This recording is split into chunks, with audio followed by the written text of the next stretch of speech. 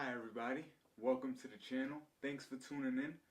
Today we're doing another comic book oriented video, and basically what I'm going to be talking about is how to get into collecting comic books. Sometimes it can be a very daunting kind of process to go about, and it's sort of confusing, but being someone who's tackled this objective and accomplished what some would call the impossible, I want to lend my help out to others who maybe are in the same position or looking to get into comics. So I'm just going to do a video about teaching you more or less what are the different terms that go with comics and maybe the best ways for you to go about it yourself. I kind of collect in a bit of an uncanny manner, no pun intended, but that is to say that I know a lot of the different modes that are out there. And the first main way that you can collect comic books, is through single issues. That's something like this right here is a Doctor Strange. It's more of a newer comic, I think came out in 2013. This is more what an original comic would have looked like back in the 60s, 70s. This Justice League right here. And basically, those are just single issues. They're often referred to as just comic books or by real nerds as floppies. They're like one story or, one chapter of a story. You're just getting a small piece. These come out either every week, every month. They're on a schedule like that, and you're just getting that small glimpse into the larger story. And what happens is sometimes these will have ads. Sometimes, like I said, you have to wait a long time to find out what's the next thing. Sometimes they get canceled. You never know. But these are cool. You can collect them that way. So they'll have a little number at the top that shows you like what number issue this is. Somewhere on the bottom as well. But it's just telling you what number issue. So if in a particular run, if this is the first issue, this will be Doctor Strange number 1. Then number 2. Then number 3, you know what I mean? And every issue comes out, whatever, period that comic is based upon. And that's just single issues. So you can collect those.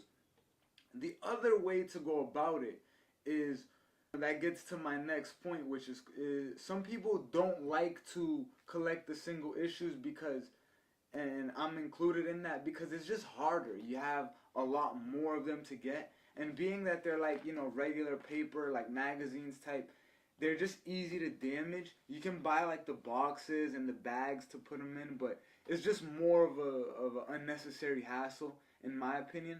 So what most fans, or some fans like to do is trade weight. And that brings me to my next point of terms, and that's a trade paperback. And there's sort of like two different modes to it. But a trade paperback is this right here that I've got. Avengers vs. X-Men. For now, this, basically all you need to know, a trade paperback is like 6 of these issues. So say like Avengers. Let's just do one like that. Avengers 1, Avengers 2, Avengers issue number 3, and going. So there's 6 issues, right? Or 12. A trade paperback will collect all 12 of those issues. So if it was Doctor Strange, you'd get all the first 12 issues in this story in one book form. These you can get at like a Barnes and Nobles. They're available in the graphic novel section, and we'll get to graphic novels, but they're more or less just all the stories collected into chapter form, so you can read all the stories in one sitting, more or less. And that's what I like to do. They look really good on bookshelves. But there's also another thing that you should know about trades. Trades often will come out after the issues publish, you know what I mean? That's why it's called trade waiting, because they'll do the 12 issues of Avengers. So Avengers 12 issues will come out. Then after all the issues have come out, then they'll put them all together in a collection. First, they usually come out with what's called an oversized hardcover. And you'll see that term thrown around as well. That's really the same thing as a trade. It's just a hardcover. Something more like what I got here. And this is it doesn't have the sleeve. I took it off, but this is Batman, and you just flip through it. It's the same concept as a comic book, you know what I mean? But it's gonna be a hardcover, and that's just what most books come out in hardcover first anyway. So they'll come out in that form, then the trade. But either way, it's just a collection of the issues. The difference between a trade or a hardcover and a graphic novel, it's sort of a nitpicky one, but a graphic novel was never released in a like comic book format. You know what I mean? It was published in a novel form just with graphics with in a comic book. But like like Mouse or Persepolis. Like those are true graphic novels. They're just one story collected in that graphic format.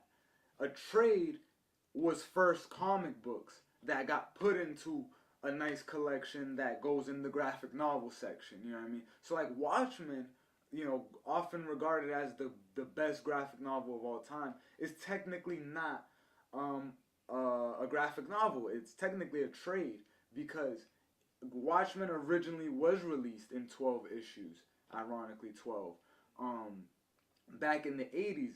And, after it came out and they put it into a trade form and they released it that way, it actually got more popular. And people liked it even more then, and more readers started getting into it. So it kind of just slipped through the cracks as a graphic novel. A trade is a really good way to get into a story because there's no breaks. You don't gotta wait till the next month to read what happens next. You don't gotta go through ads. You can just kind of figure out each story arc and experience each story arc as you progress. So like this Avengers versus X-Men, this came out in issues, for you guys who have read it or even if you haven't. This came out in original issues. I think it was about 12 or maybe 13, but like cuz they had like an issue 0 or something. Avengers versus X-Men 1, Avengers versus X-Men number 2. And then it just kept going like that either every month. Then after the buzz, after like those sales kind of went, they published the trade. And now I can just read all those issues in this one trade, you know what I mean? And I can collect it in one trade instead of having a stack of comics. I don't usually do this, but just as like, because I know there's people out there that do, you got to talk about it all. And in case this is a format that you guys would like to do, there's also a bigger form of these, of like hardcovers and not paperbacks because they're at this point they're hardcover, and they're called omnibus. I don't know how to say it in a plural form, but it's an omnibus, and it's like maybe should have had one for the video, but it's like probably the size of 10 of these, and it's got like some have like 50 issues in them. Some have like 100. Like it just depends how big, and those will probably be like $100. And it will just collect usually like a whole era of comics. So like people who are really into collecting, like say like this happened in a span of like 4. This was like the 4th of a story. You know what I mean? Of a bigger, larger story. Because comic books is one continuing saga. Yeah, there are the little stories that intertwine, but it's all one bigger connected thing. So an omnibus will take like this and the first 3 and put them all in one hardcover. And so now you're getting like the size of 4 or 5 trades or even more. You can kind of choose which way you prefer to do it, if you like comics or if you like trades and hardcovers. Like I said, I prefer trades because it's just easier to collect, and I like to get the whole story all at once. That's just me. I don't like to have to go to the next comic and go to the next comic and go to the next comic. I just want to read, finish this, start the next trade, and so forth. Pick the best form that suits you. Think about price and cost. Think about space and shelving. Omnibus and paperbacks and hardcovers look really nice on shelves, but if you're getting a lot of them, you're gonna need a lot of shelves. The comics, they're just a little bit of rough to collect as well and to store, but now that you know about comics and about collecting, now you really just need to know how to go about it, and that's gonna be the last thing we do to wrap up this video. Basically, comics have been going on for years. You know what I mean? Like, comics are older than a lot of us. Comics are just, it's very daunting, like I said at the beginning, to try and start from the beginning and get every comic and build a collection. But it is possible. There's different points that you can start at. And what I mean by that is, like, let's take a character like Captain America, for example. Someone will write so he came out in the 40s. He joined the Avengers in the 60s when Marvel actually started up. Over time, different writers will write a run. So like let's say Ed Brubaker is writing a run, and he did. It'll start at like Captain America 1, back to the numbers. And you'll just get up to maybe 20 issues that he wrote. For example, he wrote more than I'm just saying, for example. So one writer writes 20 issues, so it'll be Captain America 1 through 20.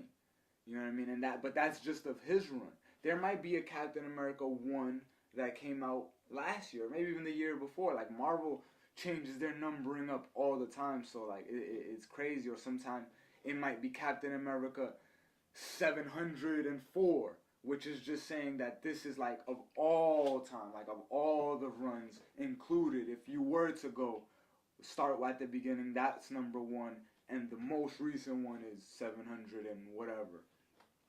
So that's just like a little thing to look out for. But we're in the digital age, so you can always look up comic book reading orders. You can, obviously look at the publishing dates to see which order they go in, and just kind of piece it together from there. It's not like before where you had to like literally forge through back issues in a comic book shop.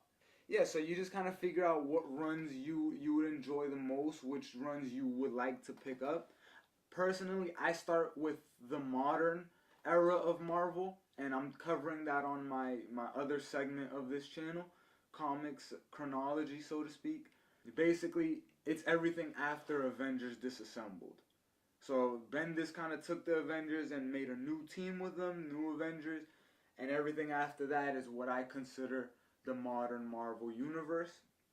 So any event or any comic that came out after that, I collect in a trade form. And that's pretty much all the main stuff, like Civil War, Secret Invasion, Avengers versus X-Men, tons of stuff. Secret Empire, all the way up to today. Now they're in the middle of Fresh Start. So they're renumbering their comics back to number 1 and having new writers write them, but it's still the same chronology. Let me know what you guys think. Hopefully I made it a little bit more clear for you on how to go about collecting comics, if it's something that you want to do. Comic books is a little bit of a dying form of art, if you ask me, but I still think there's a lot of people out there that enjoy them. Being that the MCU and superhero movies are so popular right now, it's important to kind of understand where the roots come from and where all those characters and storylines originate. I'm big on that type of stuff. But let me know what you guys think. Definitely like, share, subscribe. I appreciate all the support you guys give me. We're going to keep doing videos that just kind of span all our interests. Today it was just me. You guys like to see me in my Sailor Moon. Feel me? I'm like the coolest nerd that you guys know. But definitely check me out on the music. Check me out on Instagram. Check out the brand, One Nasty World. We got the store popping now, so the links everywhere. We just have fun and share ideas, you know what I mean?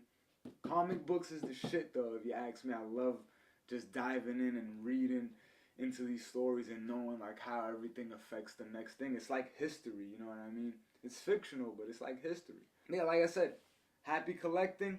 Hopefully you go for trades. That's what I would recommend. It's also cheaper. Just a quick side note. It's cheaper to do trades because these comics might be like $3.99, $4.99, up to maybe $5.99. The trades usually vary in price to reflect how many issues they contain, but it's gonna ultimately be a few bucks cheaper than if you bought all 12 issues of Avengers in single format and you spend $4 on each. That's $48.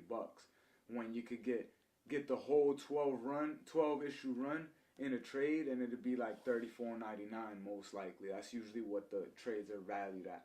Ultimately, if you really want to get into any of these, you'll figure out the way to do it, and you'll get it done. We always do what we want to do in our hearts. So happy collecting, thanks for watching. I'll see you next time on the channel.